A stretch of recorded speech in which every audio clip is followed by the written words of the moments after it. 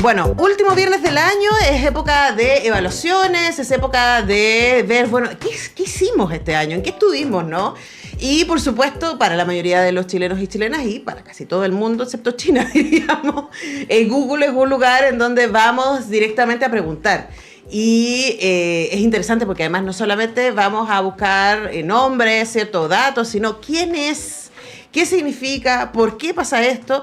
Y bueno, Google manda todos los años hay un informe de cuáles fueron las principales tendencias en distintos ámbitos, y para comentarlas estamos con la gerenta de comunicaciones de Google, Alejandra Bonatti. ¿Cómo estás, Ale? Muy bien, muy contenta de estar aquí contigo. Para mí siempre es un placer conversar contigo y darle una mirada a estas tendencias, ¿no? ¿Qué es lo que a ustedes como equipo más les llamó la atención? De este año en particular, mira, bueno, el listado principal, lo que nos llamó mucho la atención es que estaba bastante mezclado, ¿verdad? O sea, por un lado tenía harta contingencia, que es algo que siempre lo vemos todos los años, pero estaba muy mezclado con deporte. Claro. Y también con espectáculos o cultura, ¿verdad? Desde ese punto de vista. Entonces, el listado principal nos llamó mucho la atención de eso, y no solamente que pasó acá en Chile, sino que también a nivel global. Los 2 o 3 primeros lugares de la búsqueda estaban relacionados a eventos deportivos masivos. Vale decir, la Eurocopa y la Copa América. Sí, de hecho, cuando hay eventos, París 2024 es como el evento del año. Y es interesante porque no hay... Todos los eventos tienen que ver con gimnasia artística, natación, escalada, Copa América, etcétera. No hay otros tipos de eventos que aparezcan en las búsquedas. Es súper llamativo igual. Es súper llamativo, exacto. Desde ese punto de vista es como... es bien impresionante. Ahora, claro, si uno busca por concierto, te vas a encontrar solo los conciertos, ¿te fijas? Y qué fueron los conciertos más buscados desde ese punto de vista. Pero a nivel global, y si uno piensa, como te decía, en el listado central, claro, los 2 eventos más importantes desde ese punto de vista son fútbol.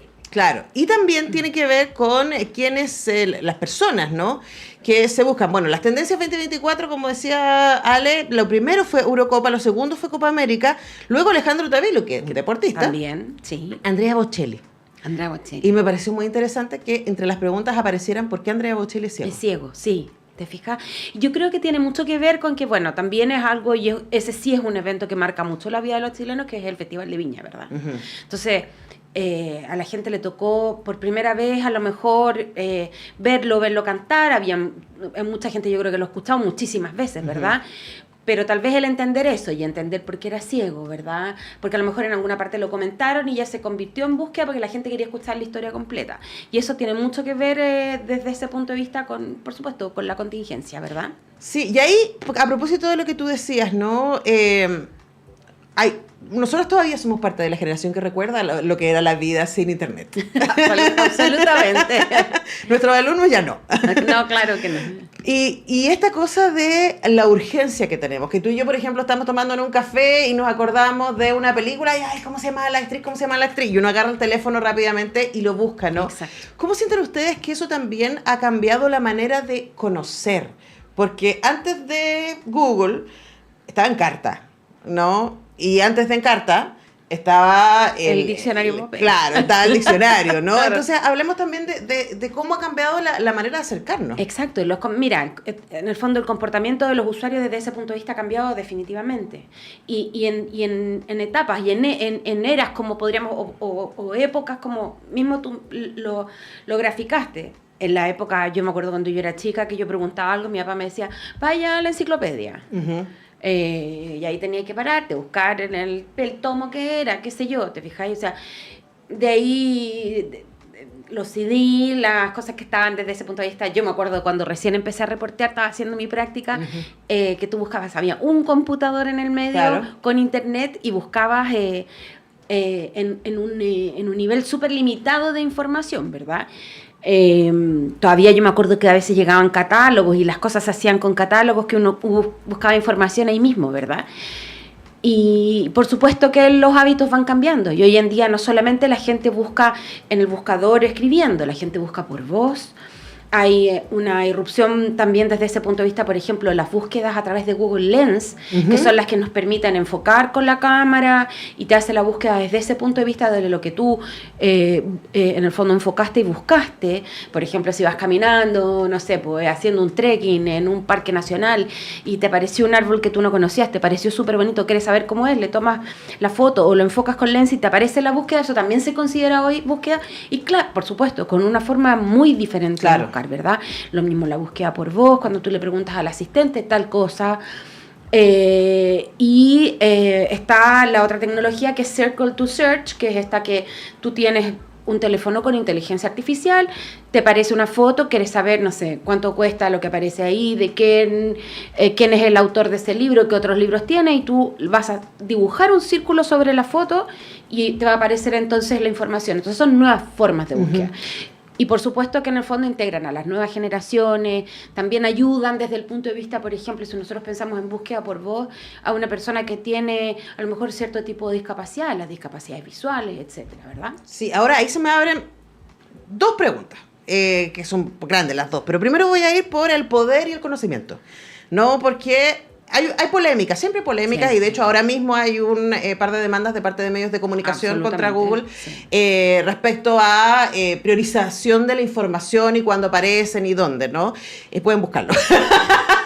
Pero lo que me parece interesante darle respecto a eso es como también la noción de que la información hoy día se exige que sea accesible desde distintas fuentes. Y yo pensaba en Carta, en algún momento yo me di cuenta, bueno, pero esto es Microsoft diciéndome qué es el océano, qué es no sé, por la guerra de las cruzadas, ¿no?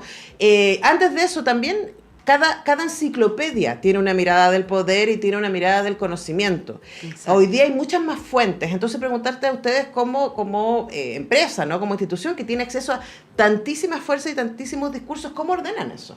Claro, bueno, ahí es súper importante entender que nosotros somos meros indexadores de información, ¿verdad? Y desde ese punto de vista, siempre la información que se indexa en los primeros lugares, si estamos hablando de búsquedas orgánicas, orgánicas es meter un nombre. Exacto, y que no tienen que ver con los anuncios y la publicidad, ¿verdad? Claro, que están anunciados, dicen ahí. Exactamente, y tiene eso que ver con que el buscador va a indexar en los primeros lugares a través de miles de fuentes, de cientos, millones de fuentes, la información que es más relevante para tu búsqueda, ¿verdad? Desde ese punto de vista. La información que tenga dentro de su fuente, o sea, de la información en sí misma, las palabras que tú buscaste, las palabras clave, la forma en que buscaste, ¿verdad? Y desde ese punto de vista la búsqueda ha ido evolucionando y haciéndose más inteligente en el sentido de que tú puedes escribir mal un término y el buscador igual lo va a encontrar, ¿verdad? Y te va a buscar variaciones de una palabra relacionadas a tu búsqueda, ¿verdad? A veces arriba pasa que uno escribe y te pone, quisiste decir tal cosa, claro, ¿verdad? Desde ese punto de vista, y siempre te va a indexar eso, te va a indexar también cómo se llama la fuente de información, los medios, si es algo noticioso, y tú vas a encontrar arriba, además de todo, distintas pestañas que te van a mostrar la búsqueda. Si estás haciendo una búsqueda, por ejemplo, de un tipo de algo de ropa, por ejemplo, y te va a aparecer los jeans, cuándo nacieron los jeans, no sé, por ejemplo, y arriba tú vas a querer ya buscar un tipo de jeans, vas a ir a shopping, que tiene una pestaña. Lo mismo, por ejemplo, si tú estás buscando un lugar donde vacacionar y vas a poner, no sé, cabaña o vacaciones en el sur de Chile. Y te vas a ir después ya cuando encuentres el lugar donde quieras ir, arriba te vas a ir a vuelos, o a vuelos, a hoteles, y te va a ir mostrando en el fondo las alternativas relacionadas a eso, ¿verdad?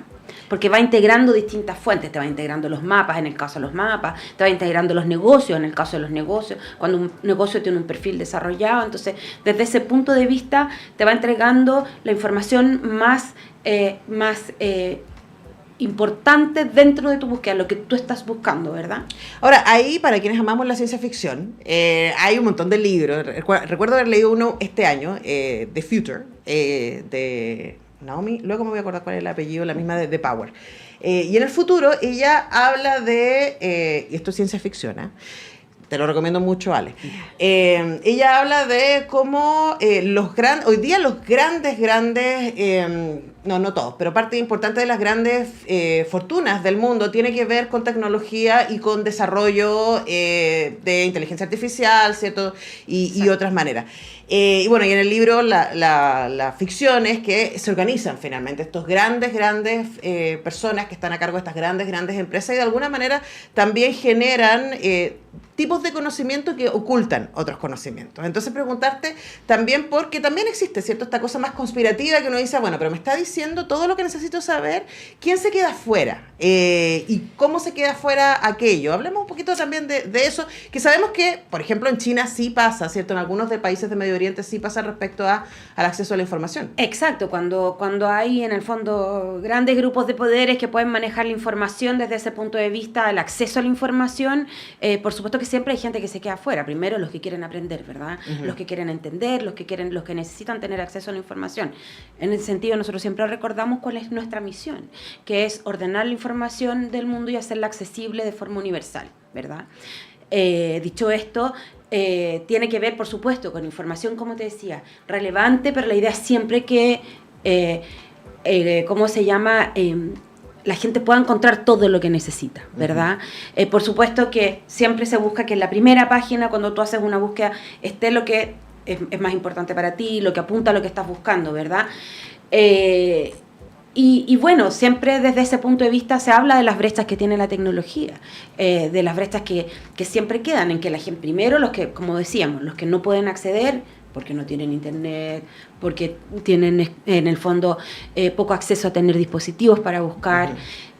Ahora tienen la cultura digital instalada también. Exactamente, pero desde ese punto de vista está siempre el buscar también acercar desde ese punto de vista a la información a la gente, el entregarle herramientas a la gente, el hacer la información también más simple de encontrarse, y eso también es una tarea que tienen que tener, por lo menos las compañías tecnológicas, en nuestro caso, estamos siempre tratando de integrar a la gente desde ese punto de vista, y tenemos distintos programas, ¿verdad?, que van apuntando hacia eso, tanto la capacitación de la gente, como también a enseñarle a la gente, por ejemplo, si yo tengo un negocio pequeñito en mi barrio y quiero que la gente me encuentre cuando anda buscando panaderías de barrio o la panadería cerca mío, tenemos, ¿cómo se llama?, plataformas, como es la plataforma Google Mi Negocio, que es gratuita, donde la gente puede poner su información y hacerse desde ese punto de vista relevante y competir con a lo mejor el supermercado o el mercadito un poco más grande que hay allá, que trae pan envasado, pero el mío tiene la posibilidad de gustarle más a la gente porque es la crujiente marraqueta. Exacto, ¿fíjate? Entonces, desde ese punto de vista siempre está el tratar de que la tecnología sea un igualador también, uh-huh, ¿verdad? Estamos conversando con Alejandra Bonatti, quien es la gerenta de comunicaciones de Google Chile, y hay una pregunta que, insisto, voy a darle espacio ahí a la cabeza conspirativa, respecto a, y creo que lo hablamos en otro momento, Ale, de las lógicas éticas que ustedes se autoimponen y también que existen desde afuera. Hay organizaciones que están constantemente revisando cómo se hacen las búsquedas, ¿cierto? ¿Qué tipo de cosas aparecen, qué tipos no aparecen? Cuéntanos un poquito también respecto a cómo ustedes se protegen de la centralización de la información y de los discursos, digamos, únicos, ¿no? Que estoy pensando en Chimamanda Ngozi, pero es muy peligroso que el poder se instale, ¿cierto? También desde la concentración, como pasa en Chile, por ejemplo, con la concentración de los medios de comunicación. Claro, desde ese punto de vista, como hablamos, siempre tiene que ver con el dar acceso a que, en el fondo, a través de distintos programas o a través de herramientas, como te comentaba, en el caso de un negocio, Google Mi Negocio, que se pueda acceder a ese tipo de información. Por supuesto que siempre la tecnología va a tener, como decíamos, estas brechas, ¿verdad?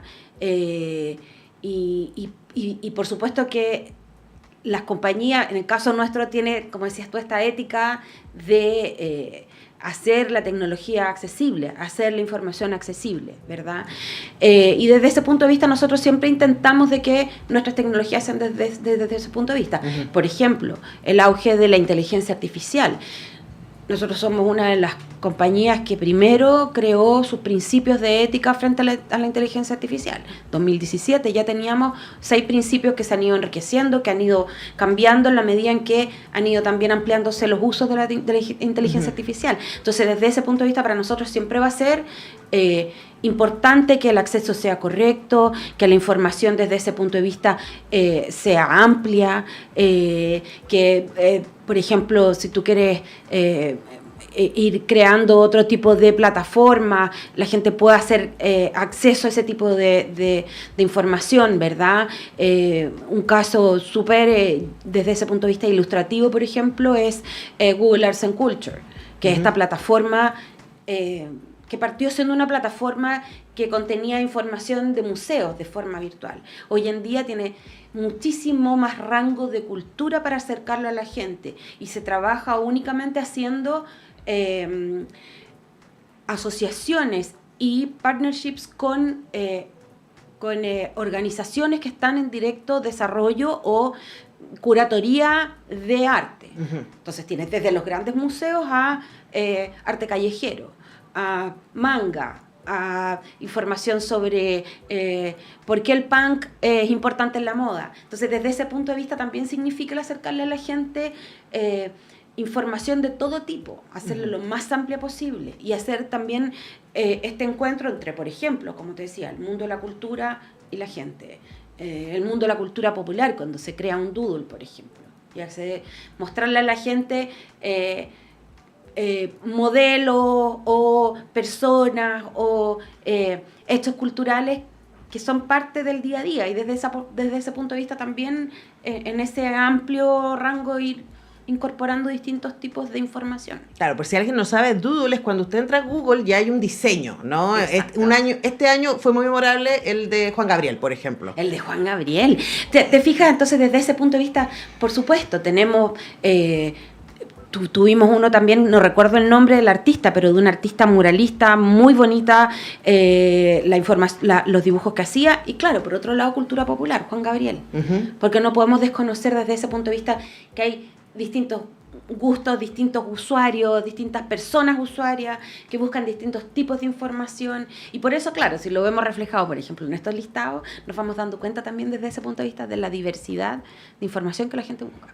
Sí, y además de lo que está detrás, porque, por ejemplo, yo no sabía, lo vi ahora cuando estaba estudiando para esta entrevista, Ale, por ejemplo, ¿qué es MeWin? Y yo me quedé, ¿qué es MeWin? Y además, ¿por qué la gente buscaría esto? ¿De dónde salió? Exacto. Porque Coquette uno puede decir, ¿no? Ok, también son tendencias, pero MeWin, por ejemplo, lo busqué y la descripción que me aparece es una técnica que consiste en posicionar la lengua de manera correcta contra el paladar para mejorar la apariencia facial y la postura. Exacto. Entonces, pero también esa búsqueda te habla de de tendencias, pero tendencias que están más allá de la web, ¿no? Y que la gente, por ejemplo, pienso en los mandatos que tenemos las mujeres de envejecer, ¿cierto? De no envejecer, ¿cierto? Y que por lo tanto tenemos que buscar hacer yoga facial, que era algo que de verdad nuestras abuelas... No, claro, pero fíjate que cuando estábamos conversando con el gerente general nuestro, que es mexicano, estábamos hablando justamente de los listados. Yo le comento el tema de MeWin, que incluso había sido, partió siendo un viral, por supuesto. El gobernador de Santiago en su momento, en su campaña, hizo unos videos porque le enseñaban cómo se hacía el MeWin, porque en el fondo no era como cualquier cosa. Y el gerente me dice... Pero eso no es tan nuevo, porque nosotros cuando éramos chicos mi mamá nos decía, van a salir en la foto, la lengua en el paladar y sonriente, ¿te fijáis? Como para la cara. Entonces a mí me da mucha risa, porque yo jamás en mi vida lo había escuchado, igual que tú. Claro. Pero claro, hoy en día es una tendencia, y es una tendencia que además es viral del punto de vista del gesto, creo que es como así, yo nunca como que lo agarré bien, ahí se nota que... Claro, pero yo inmediatamente, desde mi feminismo, inmediatamente digo, otra cosa para mandatar que los rostros se vean de cierta manera, ¿cierto? Y que no envejezcan, etcétera. ¿Cuántas veces hemos encontrado, ponte tú, las dietas? Actualmente, yo te diría que han ido decreciendo, pero años atrás a nosotros nos aparecían distintos tipos de dietas en relación a estas dietas que hace la gente, como la dieta del repollo, la dieta... Sí. Hoy en día, afortunadamente, ya no.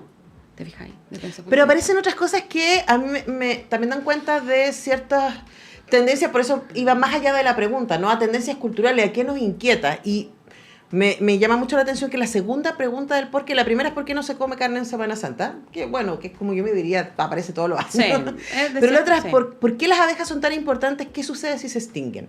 Y ahí hay una pregunta que revela una preocupación Exacto. que es mucho más global, ¿no? Absolutamente, absolutamente. Y es, en el fondo, si tú te fijas en el listado también de tendencias, el primero, el central, el número 8 es progreso del cambio climático. Entonces, hay absolutamente una preocupación de la gente, más allá de que a lo mejor 2 años atrás la gente ponía qué es el cambio climático. Hoy en día la gente ya está preocupada, quiere saber cuál es el progreso y quiere saber, además de todo, de qué forma le afecta a las abejas, porque tal vez, claro, los más grandes, más que nada, le tenemos miedo, las ahuyentamos.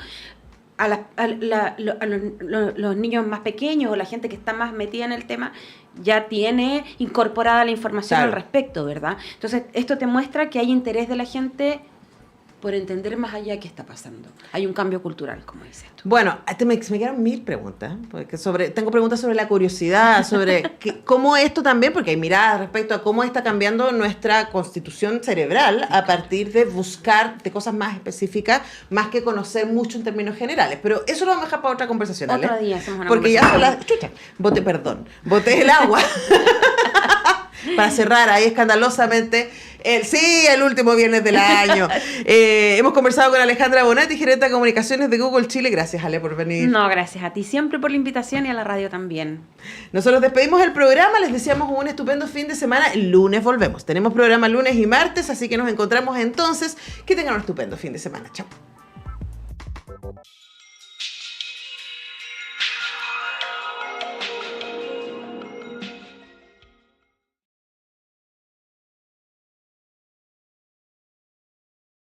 Patricio López. Producción Tania González. Edición Antonella Esteves.